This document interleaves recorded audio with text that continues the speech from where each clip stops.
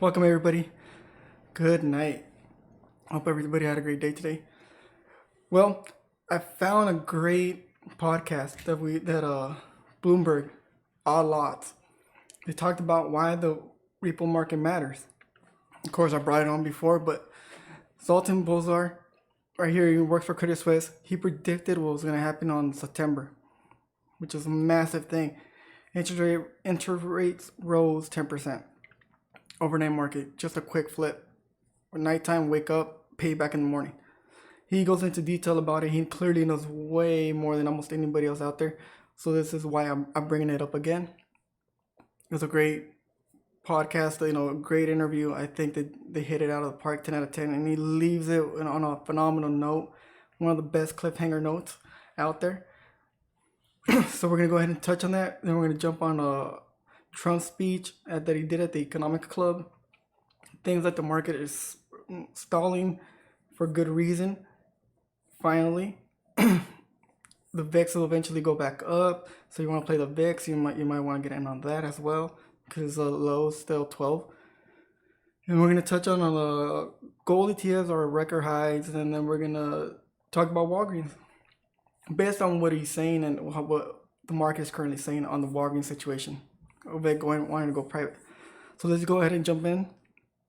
Let's play the podcast, a little bit of it. We're going to jump back and forth from it. I have some areas marked. So, what did I do? Okay.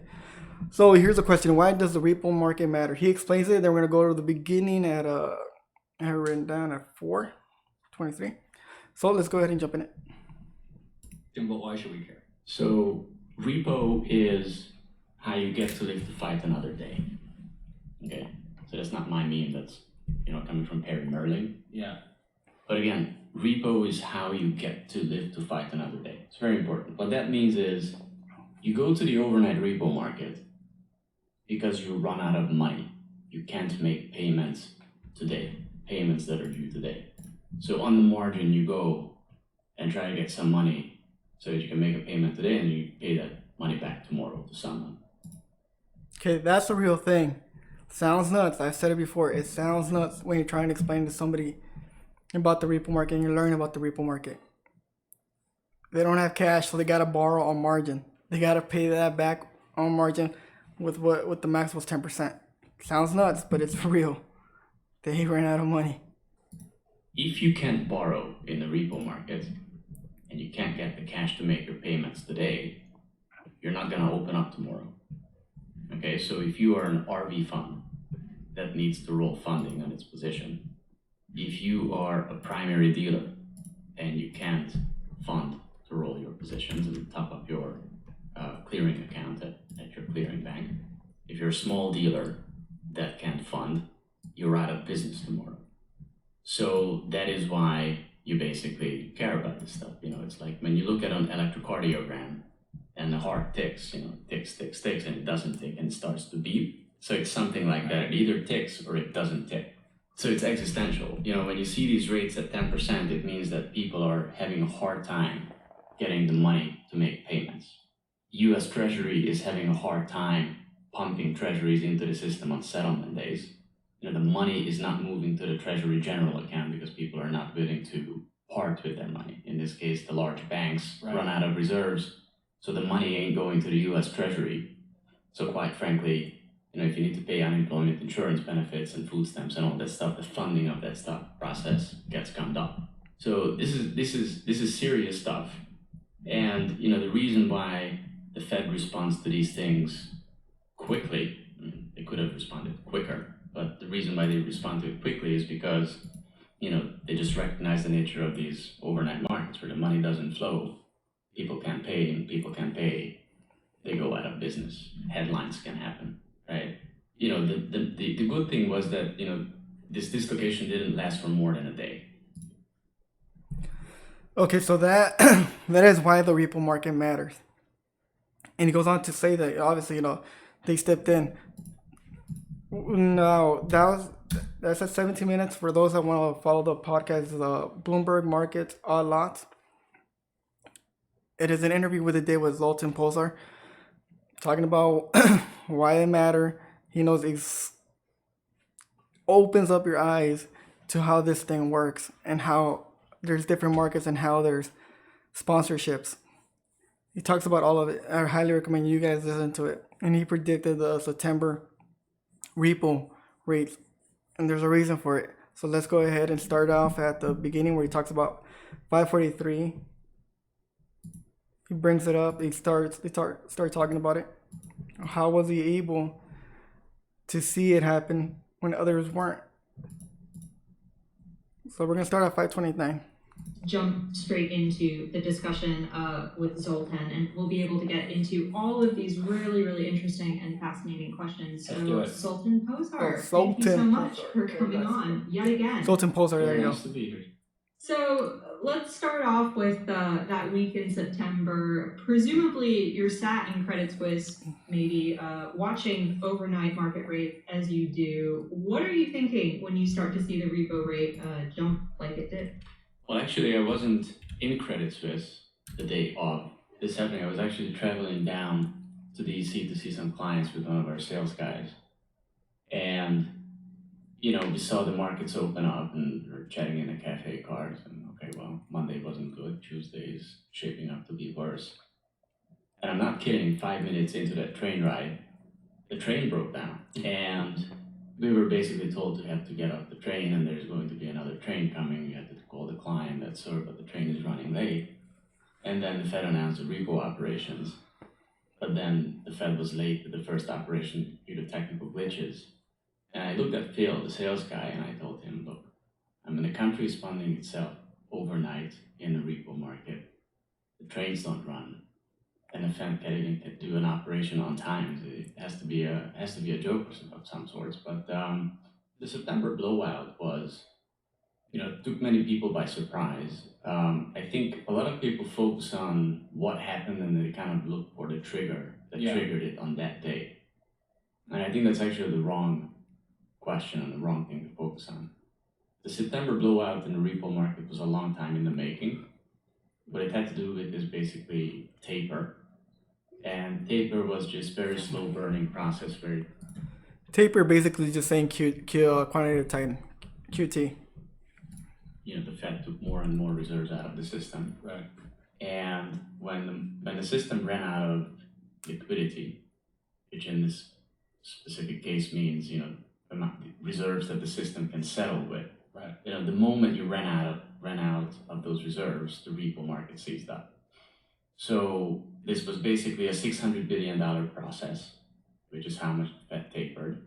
The one thing that was very important to watch is basically look at who are the most reserves-rich banks. Right. How much reserves they have lost as the Fed was tapering the balance sheet, and what is the body language of bank CEOs and bank CFOs, and then you listen to them during earnings calls as to what is the minimum number of reserves that they need to hold from a business perspective. The largest bank that held the most amount of reserves, JP Morgan, during this taper process has gone from having $350 billion of reserves at the Fed to $120 billion as of the end of the second quarter of this year.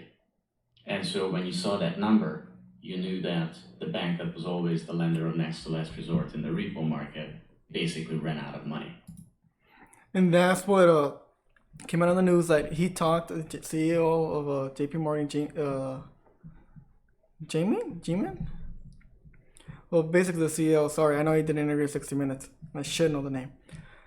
He talked about how he brought it up to the Treasury Department of the Fed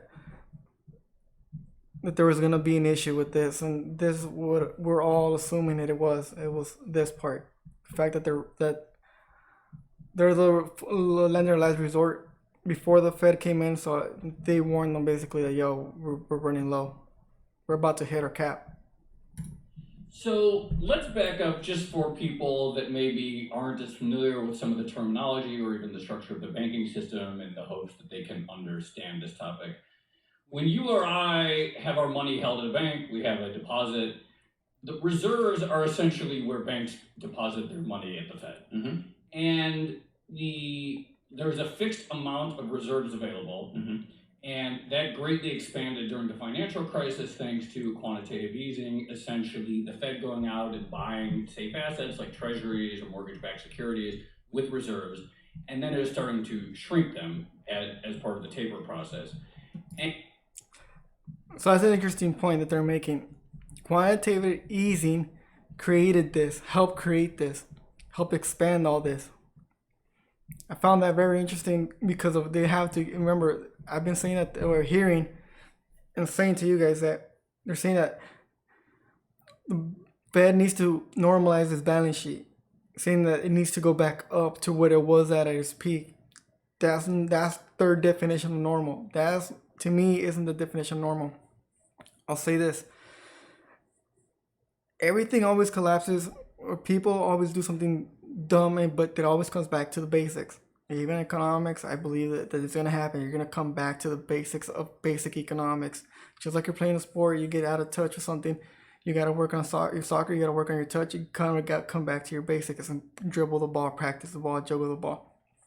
Do quick drills, to get your basics back and get them back in place. Basketball, same thing. You get too wide with your elbow, try and shoot, not square enough. You got to practice your basics. And so I always believe that things always come back to the simplest form, basics. So quantitative easing made us get away from the basics. And essentially what happened, or what's going on, is the shrinking of the balance sheet collided with regulatory requirements on banks to hold a certain amount of reserves at the Fed. So explain this sort of collision. Okay. Arguably different arms of the government imposing different demands on banks. Okay, so let's start with two observations. Number one, the payment system used to be, it no longer is, used to be a credit system, which basically means that pre-crisis, when banks make payments between each other, when they transfer money from one bank's reserve account to another bank's reserve account, it used to be the case that banks could go into a negative balance in their reserve accounts at the Fed. So that's the whole intraday credit provision that the Fed used to provide to the system, which basically ensured that payments between banks never bounce. That is something, Fed Chairman Jerome Powell has brought up intraday credit. If you listen to the speech he gave that last, he brought it up. The speech he did in Colorado, he brought that up as well. Okay, if there's not enough money in your reserve account, the Fed is going to put in the right amount of money so that payments can settle. And then that intraday credit provision by the Fed gets pushed into the overnight markets. It used to be the overnight Fed funds market, and that's the way the banks settled those claims at night. Post-crisis and post-Basel III, there is no bank that is ever going to use intraday credit from the Fed, because if you were to use intraday credit, it means that you are in severe breach of your liquidity coverage ratio, all your intraday liquidity requirements and all that stuff. So quite literally, post-Basel III, the system settles with the amount of reserves that are in the system. So there's nobody who's taking cash from the Fed on the margin. Then you look at the amount of reserves that are in the system, the distribution of those reserves is not equal. Some banks hold more, some banks hold less. But basically the banks that have the abundance of reserves, the reserves-rich banks, they are the ones that are lending into the system's settlement process on the margin. So in English, you went from the Fed adding liquidity into the system on the margin so that payments can settle to, and this is no secret, we've been writing about this all the time, to JP Morgan basically using its HQLA portfolio to take their excess liquidity. That's high quality liquid assets. High quality liquid assets. Again, most of which 2 years ago was reserves, taking that money and lending it into the repo market or whichever corner of the funding market such that payments can happen, okay? So basically you went from the Fed providing intraday liquidity in the system to JP Morgan and other reserve-rich banks, but again, JP Morgan is the largest example, providing intraday credit in the system on the margin. So what has happened is that as you tapered the balance sheet, you basically took reserves away from the system, quite literally, you basically forced these large reserves-rich banks to trade out of reserves, and there's collateral coming in, cash being taken out. On top of it, the Fed is basically cutting the interest on reserves rate, trying to encourage all these reserve-rich banks to let go of their reserves and reversing more collateral by treasuries. And by that process, they are forcing a redistribution of reserves across the system. But as they were forcing that change, they basically flattened the distribution of reserves. They basically forced the large bank to spend their reserves such that repo trades normal on any given day. But then basically the flip side of that was that they exposed the system to very bad days in the repo market, on tough days when a lot of money has to move. We'll come back to that in a second, and on quarter ends and on year ends.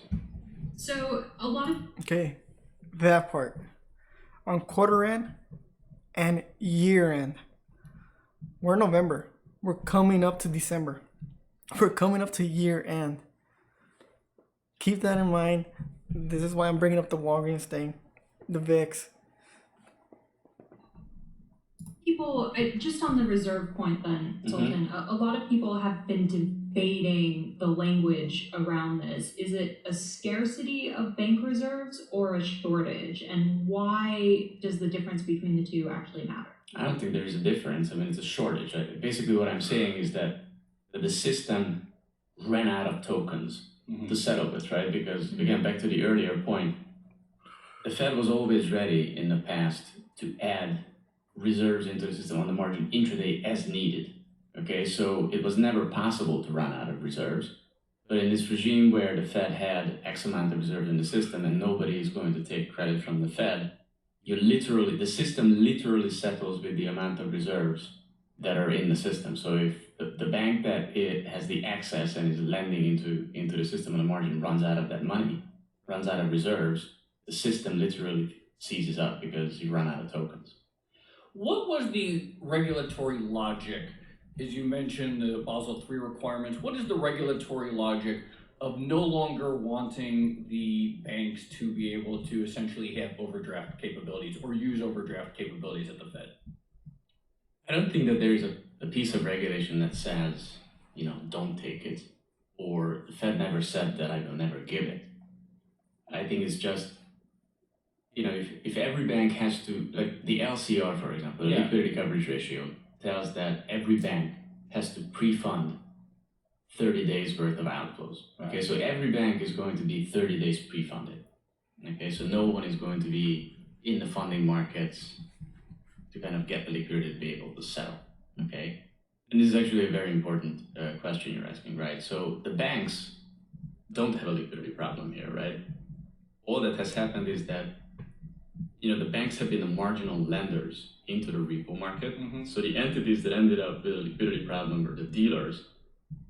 But basically for the past year, it were the banks that were the marginal lenders in the repo market. But the banks are only going to lend into the repo market on the margin until they reach a limit in terms of how much reserves they have to hold at the Fed and below which they are unwilling to go. Okay, so this was basically a liquidity problem for the dealer community. Okay. And the problem at a higher level was that the banks, despite having the liquidity, were unable to lend more into the repo market because if they were to be lending more, they would breach their intraday liquidity requirements. It's just one of those unintended consequences where it's just one of the unintended consequences of the rules where everybody basically wants to show how much liquidity they have to the Fed, and they are unwilling to go below that because then there is regulatory scrutiny to pay. So, Okay, that's important. 30 days, they can't do it. They can't go underneath their funding. The next thing that they talk about was what I started off with. Why does the repo matter? That's the question she's going to ask at 16:15, the time stamp. So he can't go in there, and then he talks about the dealers in the repo market. I don't know too much about the dealers, but it makes sense to me. If the banks are the last resort, they're the last ones loaning money, that means the Fed right now is loaning money not to the banks essentially, but to the dealers. Now he goes on to talk about the stress test that they do. Let's see if we could find it. because I should have written it down, but The message would be that, taper, I guess, was a mistake. So the difference between the repo market printing normally, like it has been for the past 5 years, versus the repo market falling apart on December 31st of last year, early September this year, is basically those $600 billion of reserves that were taken out of the system by taper. So if you look at the usage of the reverse repo facility, the other repo facility, right? That's the facility where money goes when that money is not needed because there's not enough collateral, people don't have the balance sheet, there's not enough arbitrage opportunities, so nobody takes the money from the money funds and then the money funds put it at the Fed and then money goes there to die. It's very important to kind of realize that taper started when the usage of that facility was zero. That means that, lazy cash in the system was already gone when taper started. So all these, taper and the increase in treasuries cash balances, the increase in the foreign repo pool was basically taking money out of bank HQLA portfolios, or liquidity portfolios of the banks. And it was taking reserves out of the portfolios of JP Morgan and all the other large American banks. So basically, in English, that means that taper was taking the liquidity buffer away from the system that basically ensured that these large banks had the extra cash to lend into periodic dislocations in the repo market and in the FX swap market and all sorts of other markets. So the fact that we engineered taper and we tapered as much as fast as we did without the safety valve built into the process where if, God forbid, we take out too much reserves, we should have a facility to kind of put as much liquidity back into the system as needed, right? And let that the usage of that facility speak loud that taper should stop. We didn't do that. So back to your other question. that's why we stopped doing quantitative tightening in August. I think the problem is that we tapered this much this fast. So it was kind of a architectural mistake. So personnel changes, I would say, have nothing to do with, the blowout and the response to that blowout the day of. I think it has to do more with why did we end up in this position in the first place. And by the way, when you listen to the Fed throughout the whole taper episode, when you read those speeches, the indicators that the Fed was looking at to see if things are getting tight or if we should stop taper were the wrong things to look at. The Fed was looking for banks' use of intraday credit for signs of stress to show up. Earlier on in the conversation, we said that there's no bank that is ever going to use intraday credit from the Fed post Basel III because it's not worth the reputational risk. Nobody wants to be the first one to use it. Nobody wants to be the first one to max out the lines, and if people were to use it, no one's going to be willing to kind of let those things pass through and be rolled into the discount window. So basically, I think you had the wrong things they were looking at, and they tapered way too much, way too fast, and they put the system into a precarious position. And again, the conditions for what happened in the repo market in September were building over time as they were shrinking the balance sheet. So it's almost like a wildfire where you have all these dry leaves accumulate and then something bad happens and then the wildfire gets really bad because the dry leaves accumulated over time.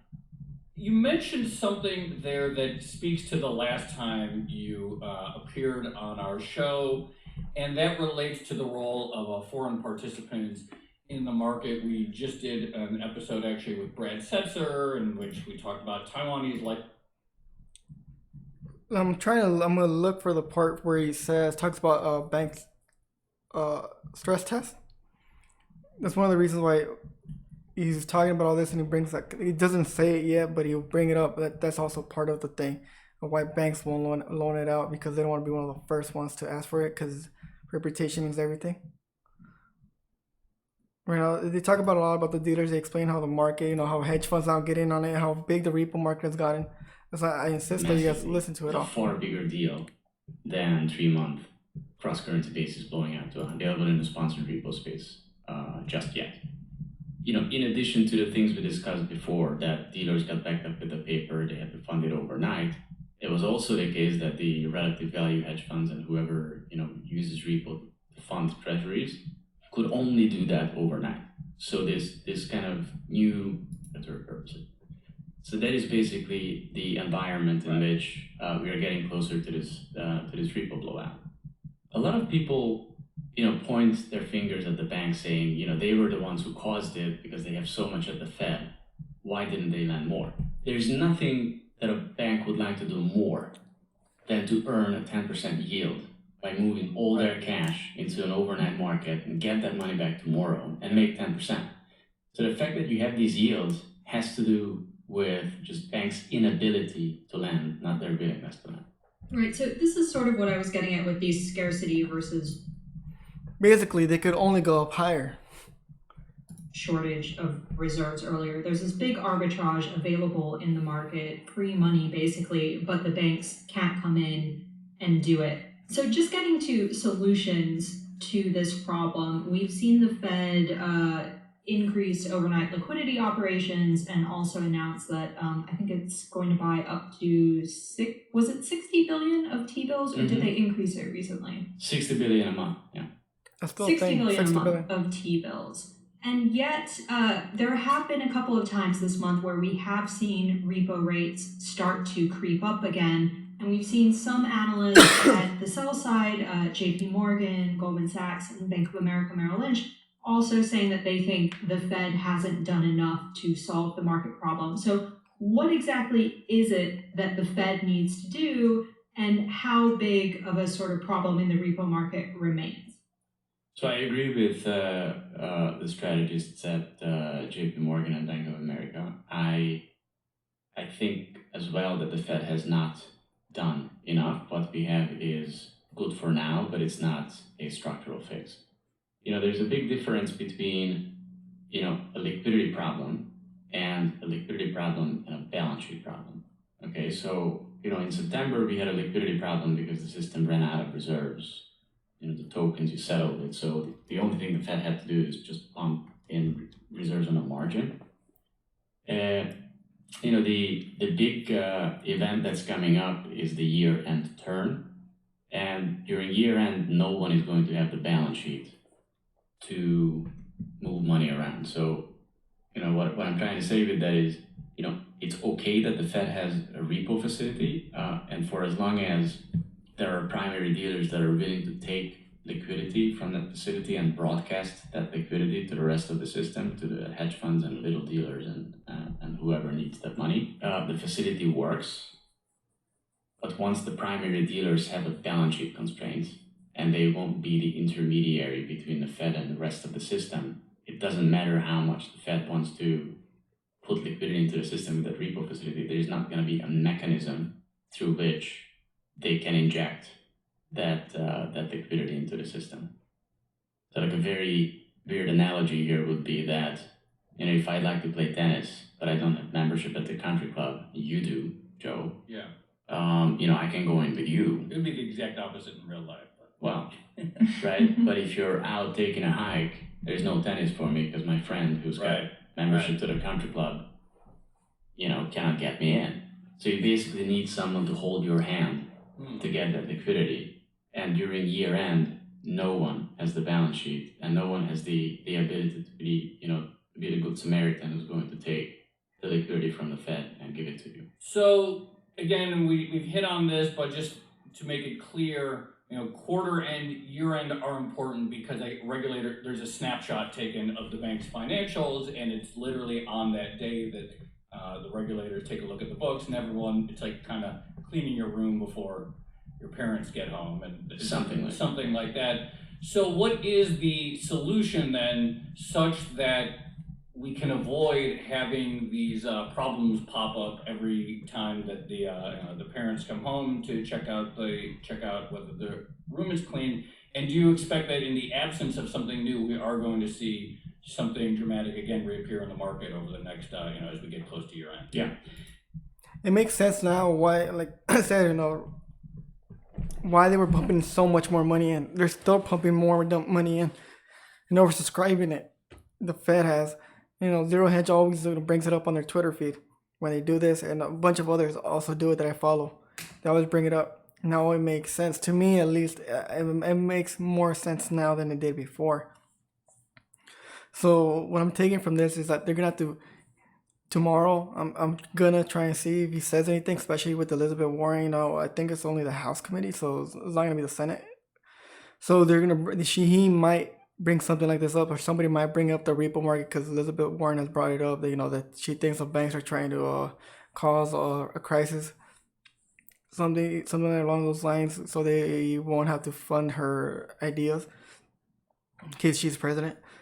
So she's looking into it. So I think he might bring it up to Fed Chairman for Powell, Jerome Powell. So I'm trying to find that section where he talks about. They're hinting right now, right? The parents coming and seeing the room clean. Well, you're gonna talk about the stress test, and that's what I'm trying to get at. So there's a couple of things. Let's talk about repo first, and then we can go to the bill purchases. Fundamentally, the issue is that the repo operations that the Fed is doing, in technical lingo, it's done on a tri-party basis, so it cannot be netted. So that's how you get to the balance sheet problems.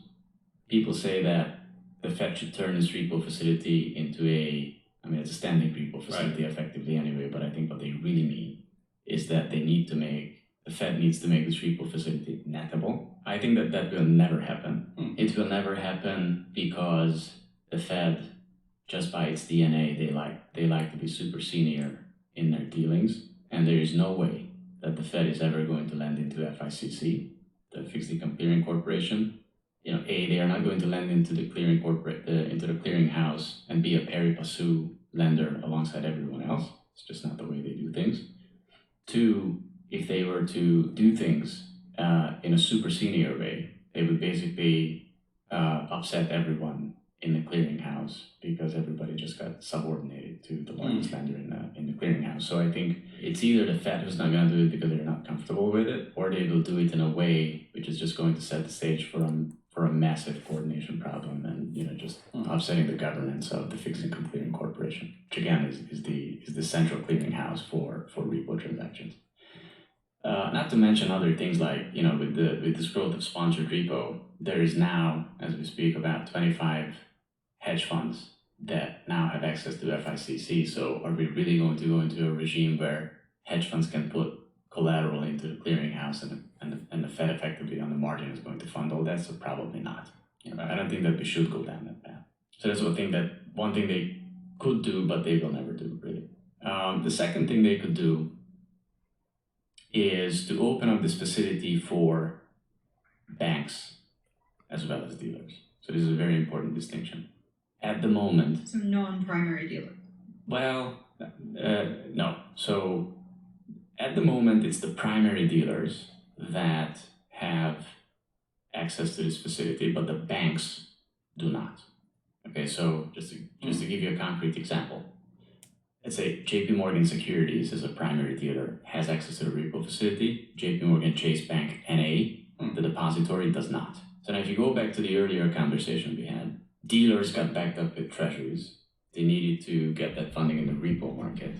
And the bank portfolios were the marginal lenders in the repo market. Okay, so, and the reason why the money dried up in the repo market on the margin is because the banks hit their lowest level of reserves they need to hold, so they stopped lending despite the fact that they have all those reserves. You just can't go below it because it would be breaching your regulation.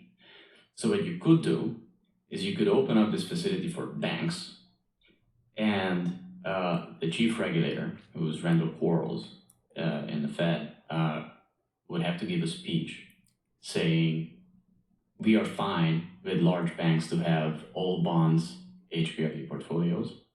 This, $100 billion that is sitting at each of the large banks' HQLA portfolio can be spent to the last penny.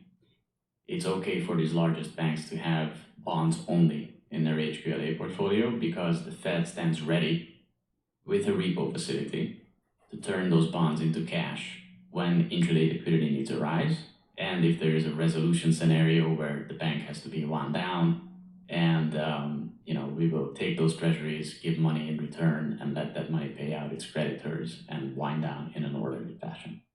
If that speech were to happen, and if that change to the philosophy with which the regulator would like to see the banks run their liquidity portfolio happens, and the banks get access to the repo facility, then you basically free up easily $500 to $600 billion of reserves. And that's $500 to $600 billion of extra money that can go into the treasury market and it can go into the repo market. Is that going to happen? Probably not, because you are not going to change the philosophy with which you run these liquidity portfolios just to get through this year-end turn that's coming up. A third thing you could do is you could put a footnote on the repo facility page of the New York Fed's website saying year-end is shaping up to be a very bad event. Let's just be clear that whatever money you will take from this facility going into that turn is going to be nettable.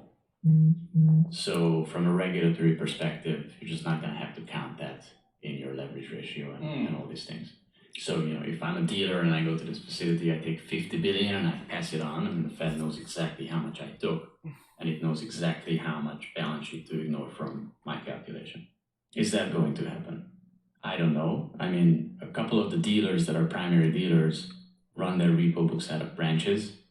Those branches roll up to the holding company in their respective countries for reporting purposes. So can the Fed guarantee that the French regulator and the Japanese regulator is going to have the same view on what's nettable and what's nettable? I don't know. So I think it's kind of a coordination problem. So I don't think that any of those things will happen.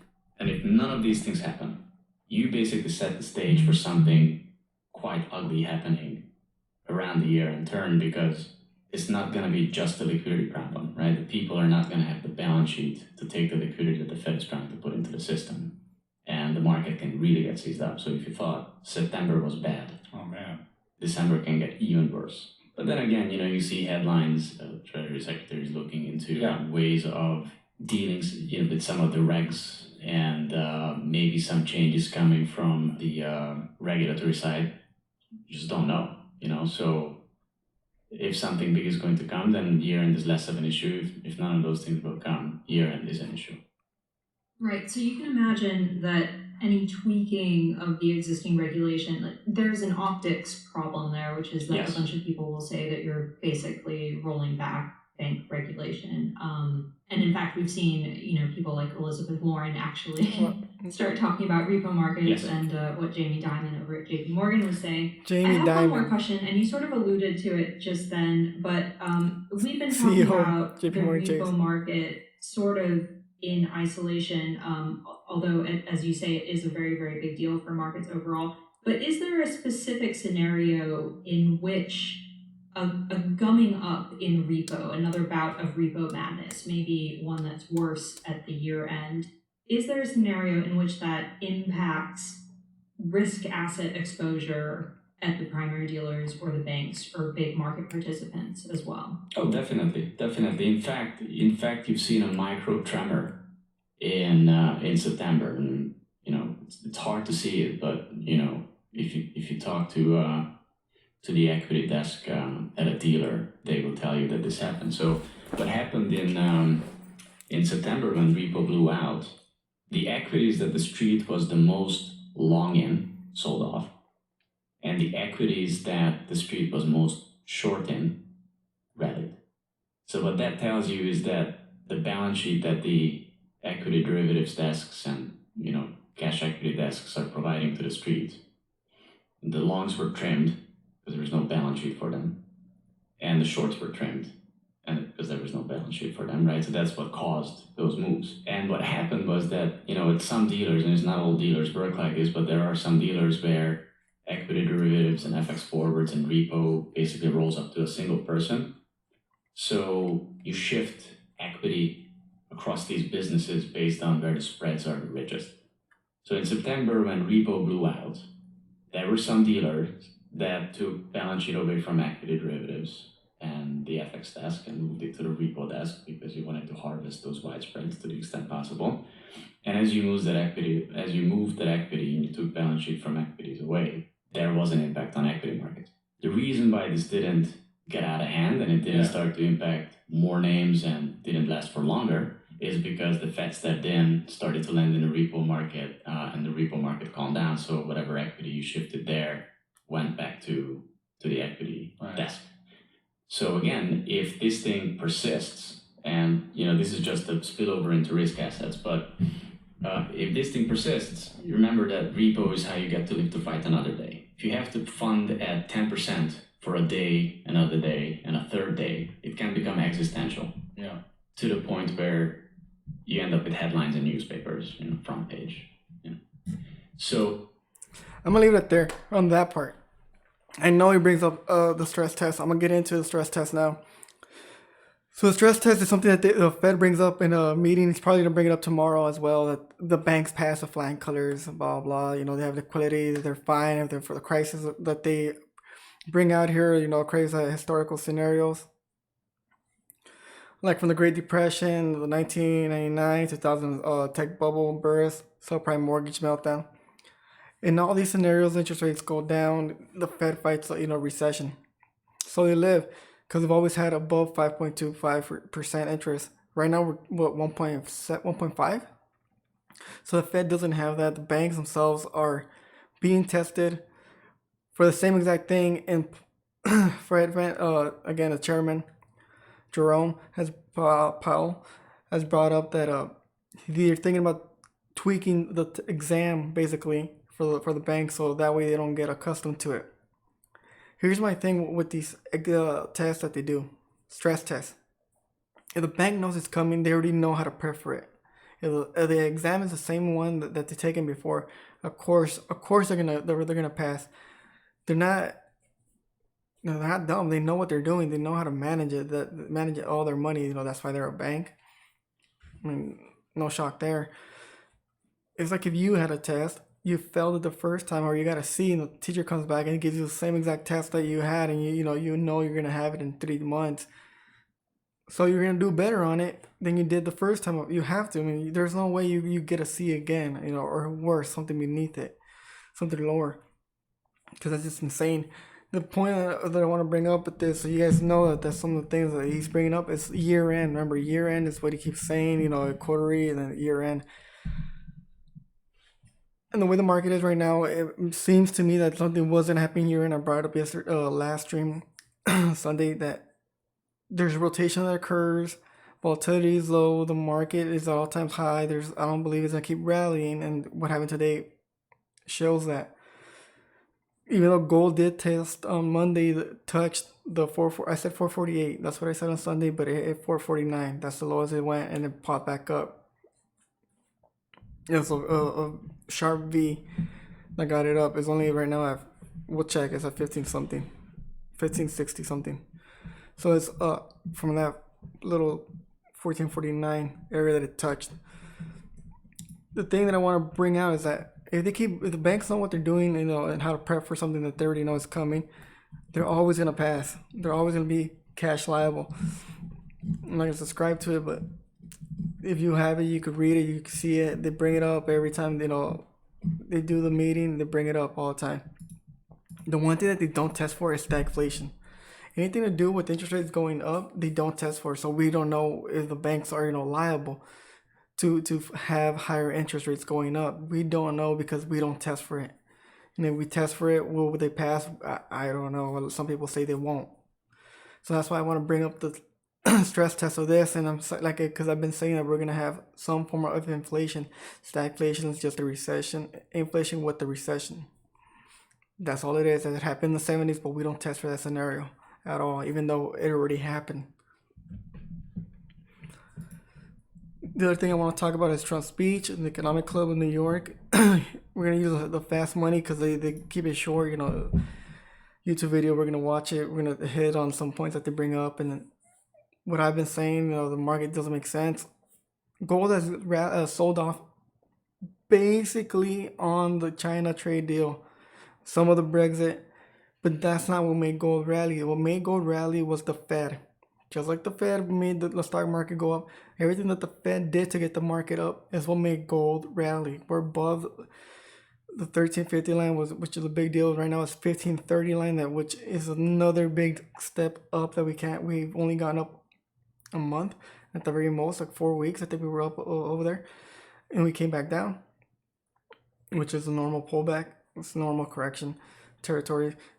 So this is what made gold rally. It was the Fed. I said the bottom came in 3 episodes ago. I said the bottom was in because they were buying QE. They announced that they were they're gonna start not QE, and then everything that they were pumping into the repo market and the extending of the repo market, which we just heard about, what the repo market is and why it matters. Let's fight another day. Basically, if you need to go there, you need to go there. So they kept pumping more money in, and that's why I said the gold had bottomed. Clearly didn't, came back down all the way down to 1449. Again, it touched there. So now we're going to talk about this China trade deal, about his speech. Trump's speech, and the points that they bring up here.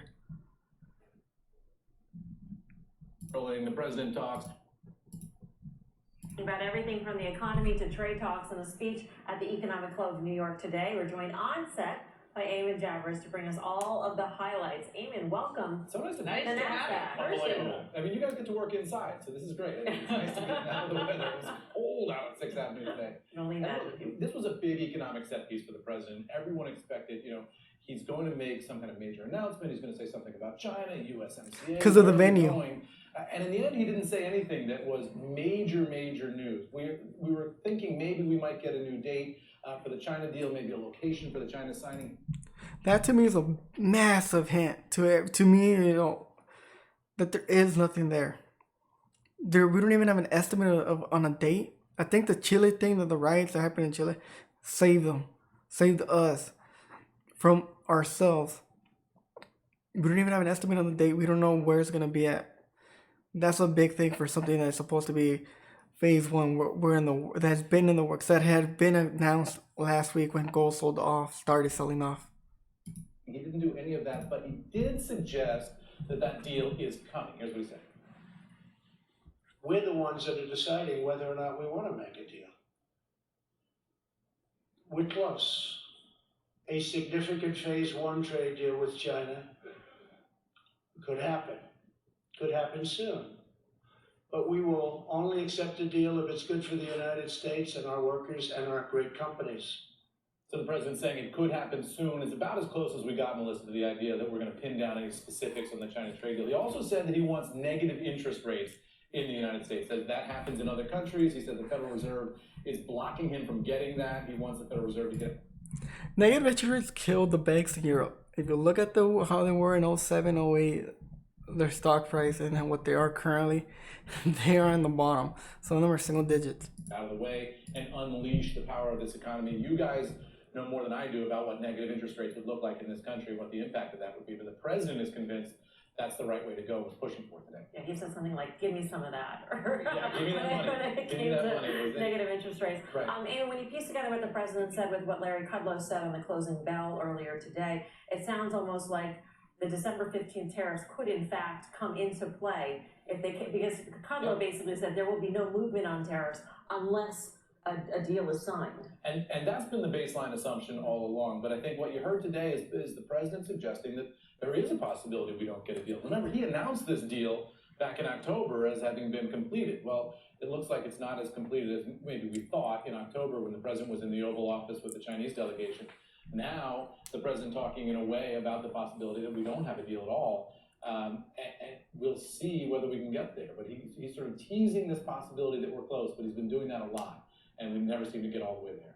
As a strategy, doesn't he sort of have to say, look, if we don't get to a deal, we're going to go forward with that, right? That sort of the stick out there. If you're going to have the stick, you've got the carrot. You got to use it. You got to be prepared to use it. Marine one in the background, the helicopters whirling, the president talks. These were a lot of the same points today that the president makes at those South Lawn departures all the time. A lot of this, almost word for word, the rhetoric is rhetoric that we've heard before from the president. So I don't know if it was more Mnuchin or more Navarro. I mean, ultimately, he sort of split the difference and ended up more or less nowhere. But some of the tough on Beijing rhetoric that we've heard before, some of the signs of a deal coming that we've heard before, but ultimately no real progress in terms of any enlightenment on where this is going to land. Lori. This is the other thing. This is what has made the markets rally. The real all-time highs. This is what made the markets rally. This. That's why it blows my mind that all this has sold off. So if you have shares of gold, any gold ETF, gold, silver, puts, or short like a certain stock, you're in a good spot. But when you make new highs, the shorts are getting squeezed, so they have to cover. So it generates the pop that I think makes the market go up higher. From your standpoint, I'm curious, if the president keeps doing this, is this enough to keep markets at record highs, basically? I don't think so. I mean, I think we've been enjoying the fruits of whatever's coming out later this year. I think we've been trading on that since August. I mean, you mentioned the idea that, Trump needs a win at some point going in. Last episode, I said the same thing. August was brutal because of this China trade deal. September was okay. It wasn't great, but it was okay. We were able to get out the first week of September when the non-manufacturing data came out negative. They contracted. We were able to get out. Some of us were able to get out because we all have day jobs, so not everybody could just stop what they're doing, get on their phone and sell.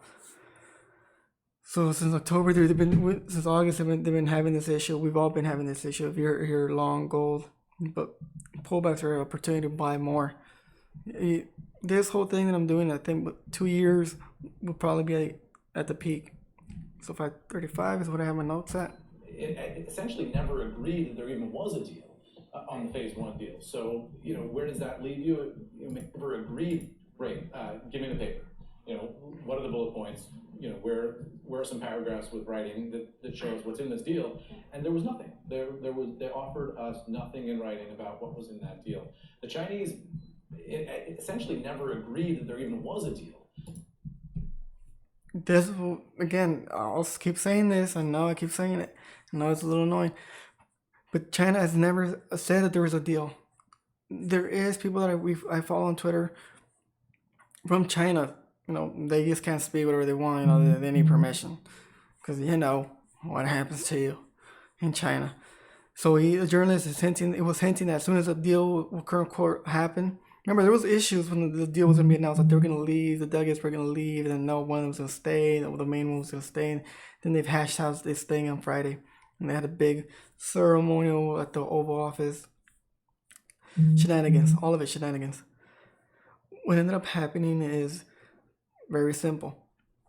China, when they got back, the delegates got back from the persons that we follow on Twitter, not just me, from other people, the financiers that follow the people that retweeted it and said that the Chinese were prepping their people as to don't get your hopes up because we've had a deal, then Trump pulled it away. So don't get your hopes up. You could expect anything from Trump at any minute, basically. So they never said they had a deal, and that's why I wasn't shocked that they were like, "Oh, no deal unless their tariffs are removed." But the tariffs are the stick that Trump has been beating them with. So why would he give up the stick? On the phase one deal. So, where does that leave you? Maybe there was a deal, maybe there wasn't a deal. There was some kind of announcement, and now we're still negotiating the same deal. So what's going to be in it? Who knows? It's clear, though, that they've punted the hardest stuff into phase two and phase three whenever those are coming. But all the stuff about intellectual property, all the stuff about cyber theft and corporate theft of major corporate secrets, all that stuff is not going to be in phase one. That's going to be in the harder phase two, phase three, and it's not clear what the timeline for that. You know what the most important quarter for GDP is in a presidential election cycle? Q2 of that year of the election. That's when it's baked in. That's the Q2. Supposedly you want like a blowout Q2 number in order to sway people's hearts and minds. So if that's the case, you get a deal in Q1. Right. You sort of unleash whatever is going to be unleashed on the economy in theory. Hits Q2.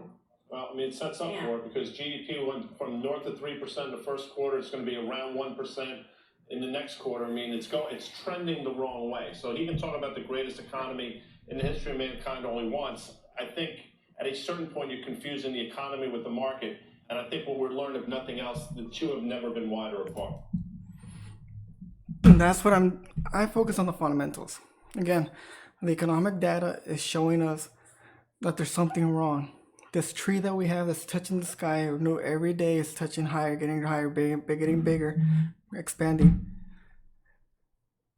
It's cracking the foundation where it's at. The roots are cracking the foundation, and yet nobody cares, nobody notices because they're all busy looking up. Basically, that's the analogy that I use.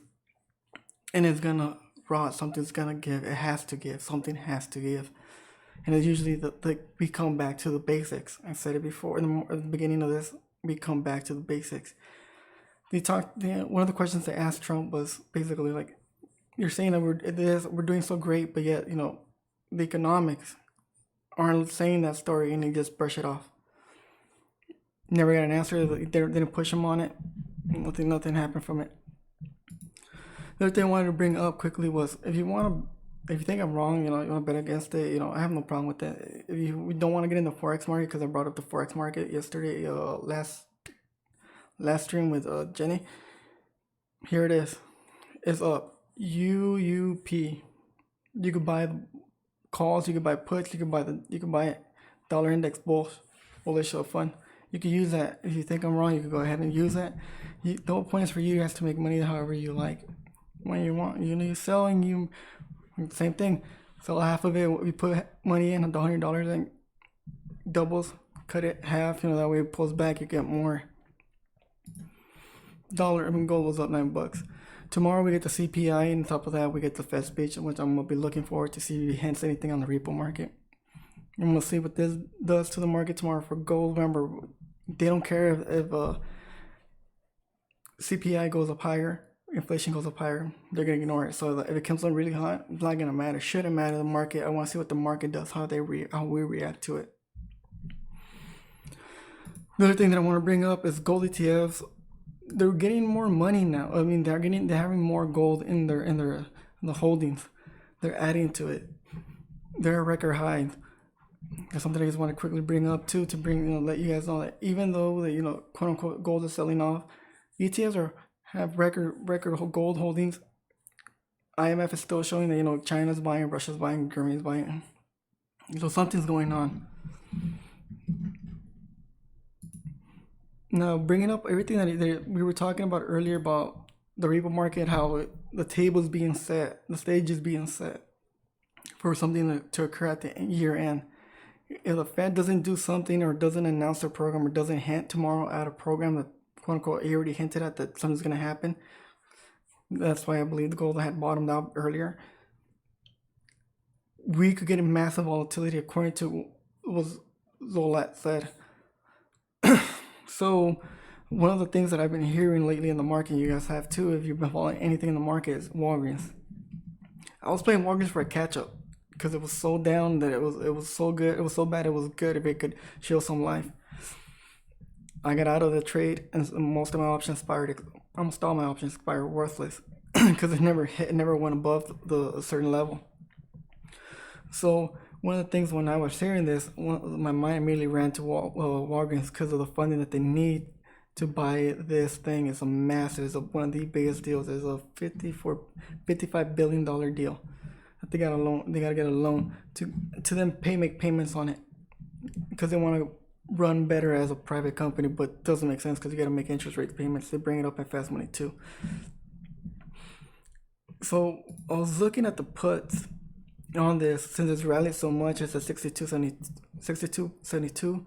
Let's round it up 63. Let's say it does a 20% market drop. It's $12.60 off. So it lands you at 50.40. So put in December, beginning of the year, January 17, 2020, will cost you about $40. One. If this deal can't be done because of the repo market, the things that he brought up, the rotation, the VIX, the China trade deal, stalling, market all-time highs, people expecting a correction, we're gonna get it because they're all expecting it. So it's gonna come down the pipeline. Now the thing is it more than just a correction? So that's one of the last things I wanted to bring up. That's the place. I'm trying to keep all this under an hour, and apparently we did it. Thank you for hanging out. I appreciate everything you guys have done. If you have any questions, go ahead and just send one on Whisper. If you want on Twitch, send one on Twitter. Comment on the video on YouTube. Subscribe, like, Twitch, follow. Share the video if it helped you out, and hopefully you guys understand and learn something about the repo. And listen to that All Lots podcast on Blueberry Markets. It was a great podcast. I really, really enjoyed it. All right, guys. Remember, you don't have to be the smartest person in the room, but you do have to be the best listener. Enjoy your night. Thank you.